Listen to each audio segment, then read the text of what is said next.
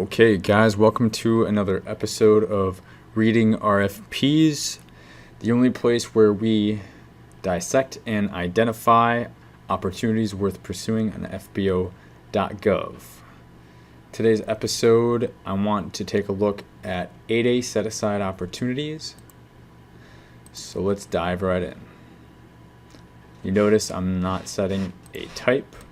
This will include sources sought, pre-solicitation, and solicitation, anything designated as an 8A, including awards. I immediately see some grounds maintenance contracts that were more than likely previously done by an 8A.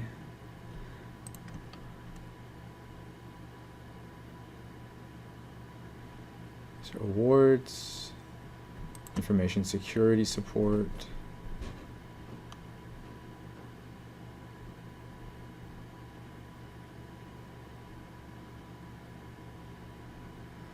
All awards.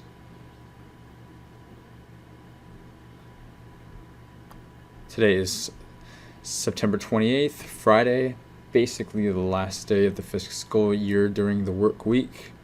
Although we know everybody's working the weekend to get those last minute awards in on the contracting side of the house and contractor. And we'll check this one out, this audiovisual one, as the last opportunity. So we'll begin with the grounds maintenance. Looks like they've got a number of things already happening here. You see that by the number of modifications and amendments. I'm going to scroll down to the bottom. Dyes Air Force Base. I'm not familiar with this. But as we see, it's a set-aside competitive 8A. And this is due October 3rd. So they are apparently not using FY18 year funds to procure this. I'm reading. Promote the growth of healthy grass, trees, shrubs, plants, and present a clean, neat, professional appearance. They're going to award an FFP, firm fixed price contract. And it will be for a base plus 4 option years for ultimately up to a 5-year contract. They got the SF30, revised BWS questions. For something like this, if I would be looking to bid on this, I'm basically too late to the game. I did see in here somewhere site visit information. My guess is it's already happened, so we've by far missed the site visit. So if this is the first time you're seeing this, this would be an easy no-go. It's too late in the game to get the information that you need to competitively bid on this. Moving on to the next. This one also had some things in the works prior. As you can see, the solicitation would have been forthcoming on August 17th, which is more than a month ago. But this is Fort Hood. I'm pretty familiar with Fort Hood, which is the reason I clicked on it, and is also the reason why it's so good for you to become very familiar with your target agencies so that you get to know the contracting people and the procurements that they have coming out. I don't see too much of a description, and that's because I'm probably on the 7th change here. But what basically jumps out on the screen is the extension. It's been extended to September 26th, which again was 2 days ago. But then we're seeing here October 9th is the response date. So there is definitely a lot going on. There's probably a lot of Q&As happening. I'm going to click on this second amendment. So yeah, this is the solicitation closing date of October 9th at noon. Has not been extended. So it seemed like they wanted to push it back even further than October 9th. And they had some question and answers regarding the past performance examples, it appears. So looping back around, I still have no idea what this is for. Sometimes you need to find all this information out before you even dive in, because as we see, there's a number of different documents. We know the size standard on this is 15 million though. It's going to be an IDIQ contract for labor services. And the title for this was tactical, so that's good to know.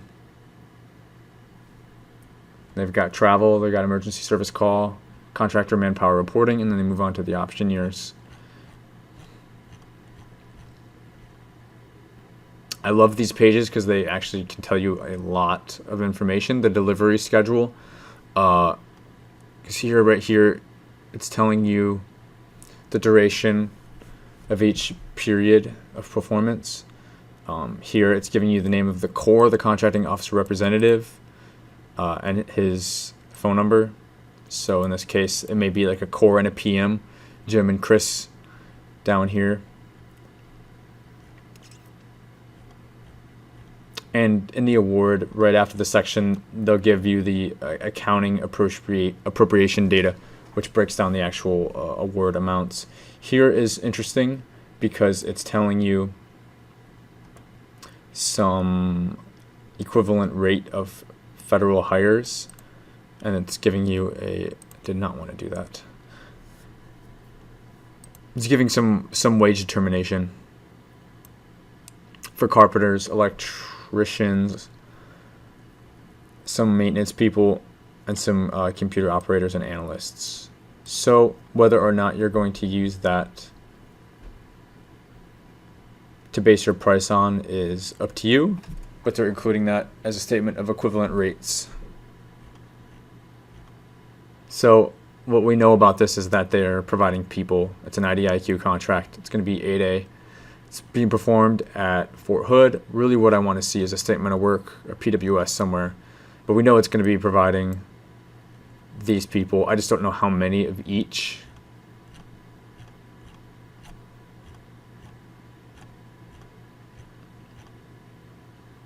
And I actually forgot to look. I'll loop back around to see if they just lumped everything together back here in the pricing. Yeah, they're just calling it quantity one job. So they're not doing you any favors on breaking it out. I'm going to try to skip ahead, see if I can't do statement of work. Find. Nope. PWS. Sometimes they will attach it in here. Other times it's a separate document.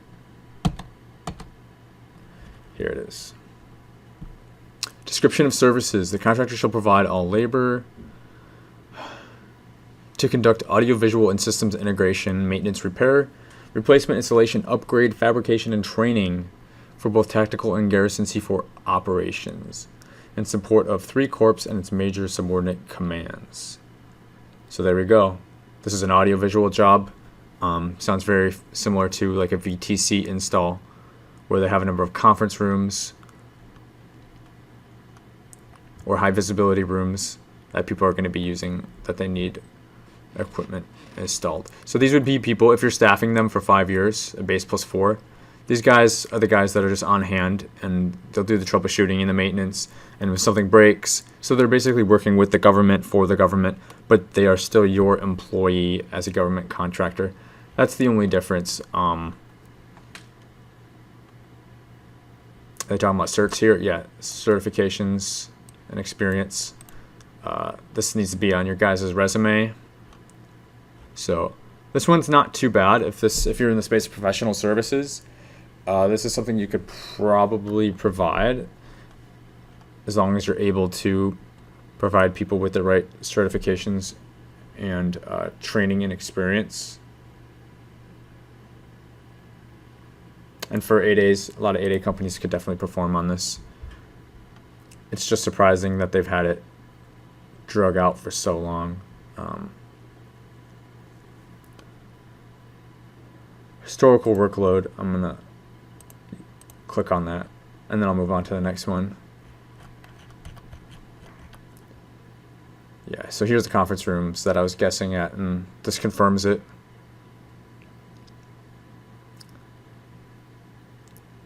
Doesn't really give me too much indication of how many people though. And it may be listed somewhere inside the solicitation RFP, or it may not. But if this was something I was going to pursue, I would dig into that next to see if I would be able to accurately price this. It doesn't look too bad to me just at a glance, so I'm going to end here and move on to the next one. So next we have this information security support services, more professional services. Brandy Brinson is a contracting specialist. It a set aside response date is October 28th, so they're using next year's funds, 2019 funds. They're not really telling me anything in here. So I'm gonna go ahead and open the RFP.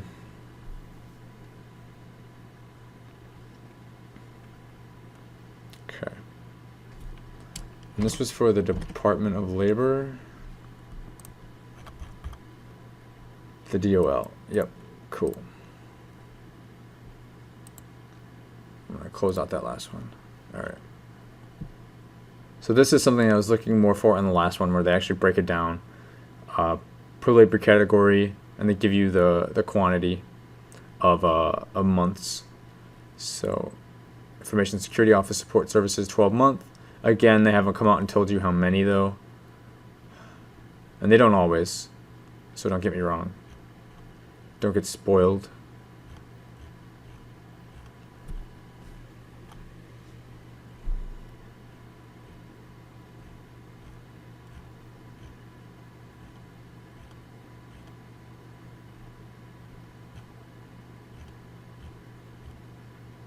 So we're already hitting the sections L and M here. I didn't see the PWS unless I blew past it. Instruction to offers. Technical past performance price. And here's what they want for each. Offers, reps, and certs. Standard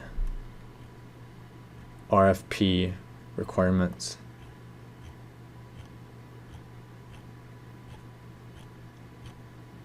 And here is our statement of work. The Mines Safety and Health Administration, MSHA, has a need for information security analysis, auditing, and operations support. This is a base +4 that will take you from this November, basically Thanksgiving, all the way through 2023. Not a bad contract to get. All tasks performed under this order will be conducted as at the following locations. Location 1, location 2, and then it says Arlington, 1 p.m. and 2 information analysts. So that would be here, and then Denver, just 1 systems auditor. So here we go. This is the money shot right here, guys. They're telling you they want 4 employees. Now, I haven't seen yet if they're full-time or part-time, or how many hours, if they want 1920 or less. But this is really, really super helpful when you go to price this thing. Otherwise, you're guessing. I saw special qualifications. Okay.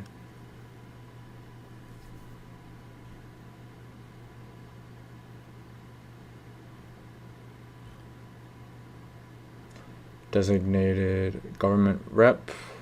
Are they saying this is the core?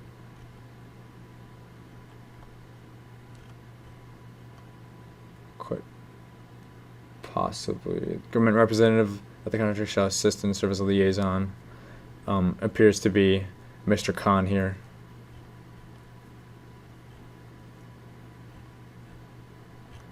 Got some definitions. Looks like we're getting towards the end of the document. Special qualifications are here. Again, I don't know how many hours they want.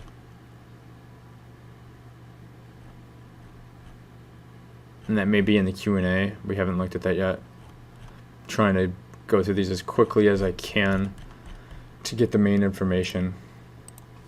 So I'll open this. This is just a past performance questionnaire. So I would ask the question if this is something you're interested in, since it doesn't seem like it would be too hard to quote. They're telling you the labor categories already, but that also means it could be more competitive. But you could ask the question, part-time, full-time. I would definitely go through the solicitation with a fine-tooth comb to see if you can see if the hours or if full-time or part-time will be listed in there, to make that ultimate decision if you can price this thing or not. But other than that, I think we got everything else. I didn't see anything about a site visit, and that's probably not necessary for something like this. So, yep, that's it. On to this last one, which is audiovisual. This VTC, equipment and support services, response date October 9th. 8A competitive, base +4. Randy and Andrea. This is for the Department of Commerce and the National Institute of Standards and Technology. So there were some changes here.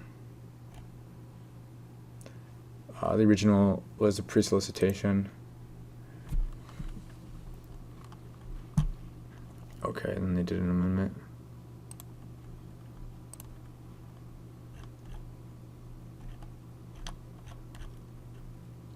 All right, I don't want to look at that. I want to look at the original,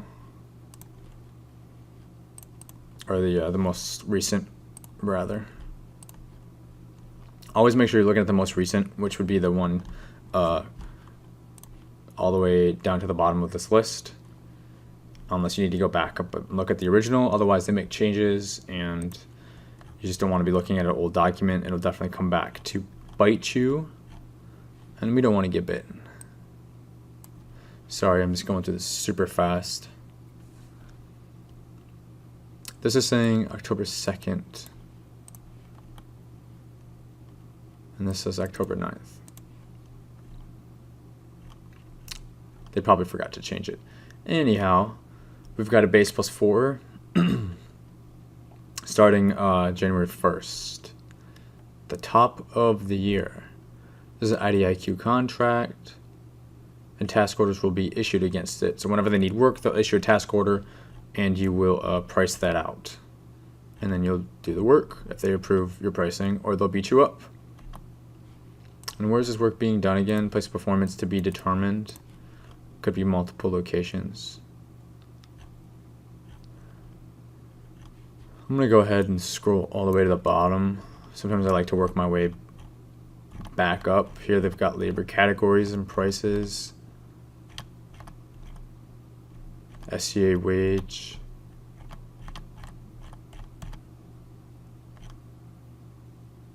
Yeah. Service Contract Act. SCA wage.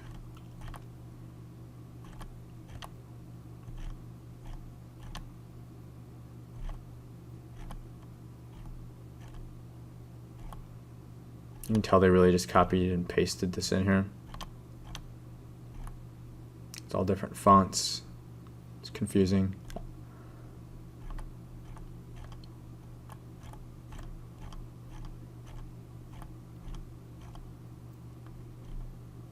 Alright, we should be approaching the good stuff. Statement of work, Audiovisual Services Group, PAO. Oversee large conference center. Then we've got these rooms. We got a Cisco SX80 codec. This may be a smaller job.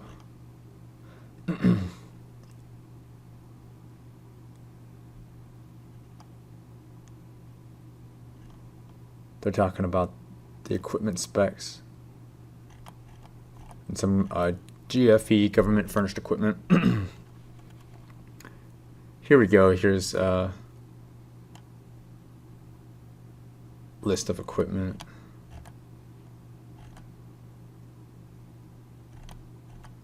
So again, this is just, again, providing the people to do this type of work.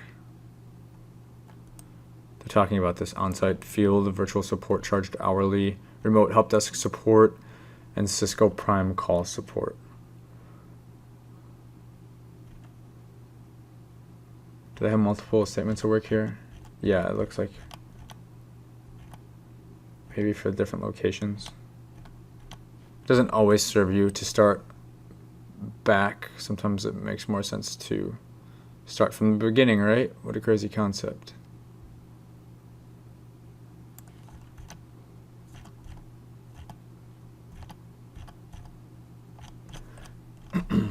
Yep.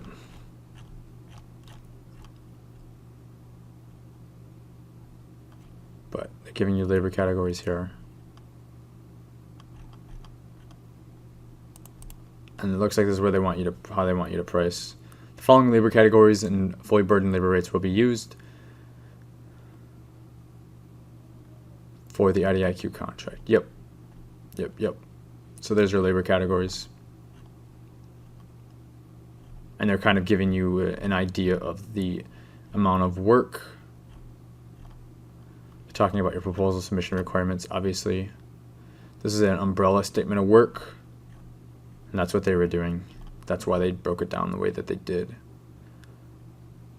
Got a systems design engineer level 2.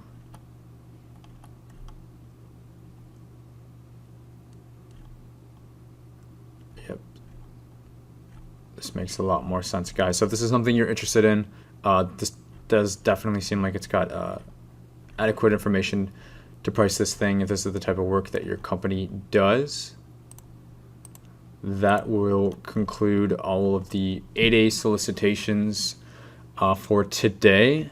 Best of luck to all of you guys out there. Again, September 28th, the last working day of the fiscal year.